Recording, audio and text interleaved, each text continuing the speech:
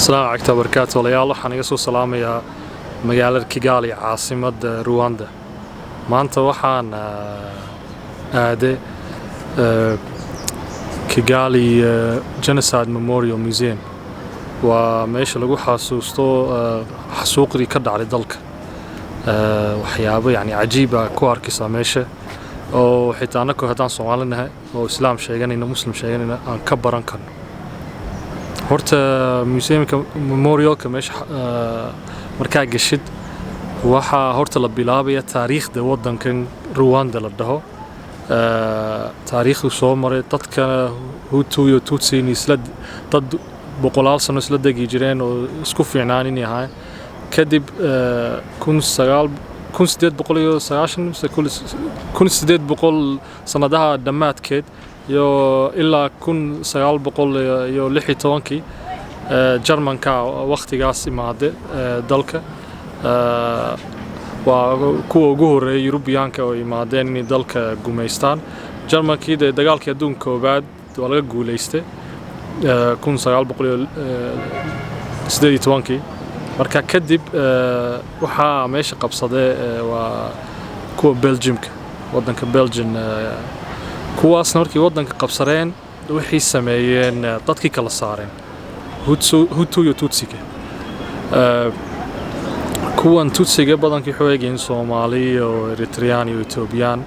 kuwaas Belgiika soo jiidsaday soo dhaweystay kuwa kalena Huturana wuxuu ka dhigay Afrikaan yani uu sii hooseeyay marka dadkii intaas sano isla degnaa oo isjeclaa isdhexgali jiray ayaa caqdad lagu beeray kuwii Hutu wixii arkayeen kuwan Tutsirayna yani si fiican la macaamilayo Belgiumka si fiican la dhaqmayo oo xitaa shaqooyin fiican siinayo yakuna la cunsureynayo marka waxa dhacday dadkii isjeclaa oo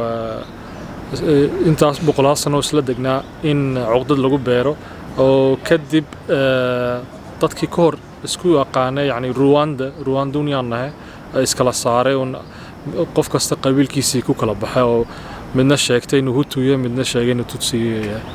marka kolay kontamihii iyo lixdamihii iyo toddobaatmihii Afrika wasa garanaysin waxa badan ka socday waxa weeyaan sari wadan kasta xuriyadiisu heli lahaa xuriyadiina markii Rwanda heshay xuriyad yakoo si kasta xuriyad heleen wixii ahayd dadkii kala qaybsanaa waayo Belgiiki markuu wadanka haystay dadku kala saaray marka qasab dad kala qaybsan waxa dhacaya in ugu dambeysay yakoo isku soo jeedsadaan taasaa dhacday sagaashamii gaar ahaan 1994 xasuuqdii ugu weyneed dhacday oo ilaa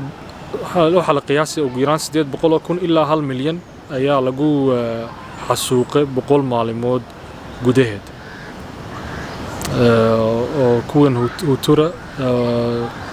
dadkii xasuuqeen badankooda waa Tutsi iyo kuwa Hutu kale oo Tutsira isla fiicnaa ayaa lagu xasuuqay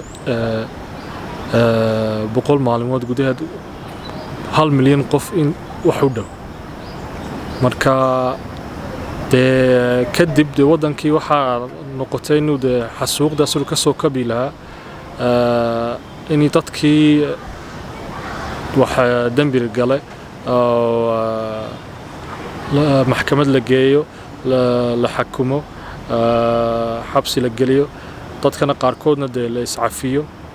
sir wadankan horumar u sameeyo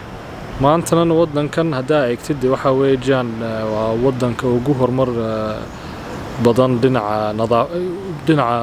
laamiyaha iyo xitaa xagga nadaafadda waa caasimadda ugu nadiifsan Afrika oo dhan taasna eeg wixii noo cadeynaysa ummadda haddii yaku wax rabaan inay qabsadaan oo iscafiyaan oo horumarka danta guud ka fikiraan aanan qabiil ka fikirin inay wax badan gaari karaan wax badan qabsan karaan anina waxaan aaminsanahay qof kasta Soomaali gaar ahaan wadankan imaado qasab inay ku tahay inuu meeshan indhiisa ku soo arko waayo Soomaali oo garanaysa hadaan Soomaalinahay qol kasta wixii sheegataa anaka waan la xasuuqa anaka saasan lagu sameeyay keegayga mujaahid yahay kaararna Mooriyaano yahay dee waa waxyaabaha dhibaatooyin ka mid oo Soomaali horumarka ka hor joogsatay oo horumar u sameeyni waayeen marka wadankan kolley dee iscafis dhammaystiran inuu jiro iyo dadka niyadooda waxa ku jiro Allahu a'lam laakiin wixii ka fikireen danta guud xaqi ka fikir lahayn sidii u aarsan lahayn ama sidii isii kala saari lahayn kolley wali waxaa jira caqabado oo wali marxalado wadankan ku jiro laakiin haddaa maantara la dhaho waxaa la dhahaa wadanka Rwanda waa wadanka ugu nadiifsan Afrika taa waa la isku raacsanaya xagga amnigana waa wadan dee amnigiisu boqolkiiba boqol yahay aan oran karaa oo intaan joogana wax cabsi aan dareemay ma jirto iyo waxyaabo fara badan oo dhinaca cilmi baarista dhinaca shaqo abuurka waxyaabo badan ah xaggan ka jira oo wadamo Afrikaan oo daris u ah aanan ka jirin marka waa wadan wax badan laga baran karo yaan aaminsanay gaar ahaan haddaan Soomaalina marka ana waxaan oran lahaa haddaa fursad heshidna wadankan timaadid waa qasab inaa genocide memorial inaa soo aragtid oo gaar ahaan ka fikirno sire Soomaali haddaan nahay annaguna xitaa horumar u sameyn lahayn oo danta guud ka fikir lahayn iyo waxaan qabiil iyo maalican ka bixi lahayn waayo wadankan 3 sano kadib markii Soomaaliya aan dagaal gashay 3 sano kadib iyo ku dagaal galeen 1994 door sano kadibna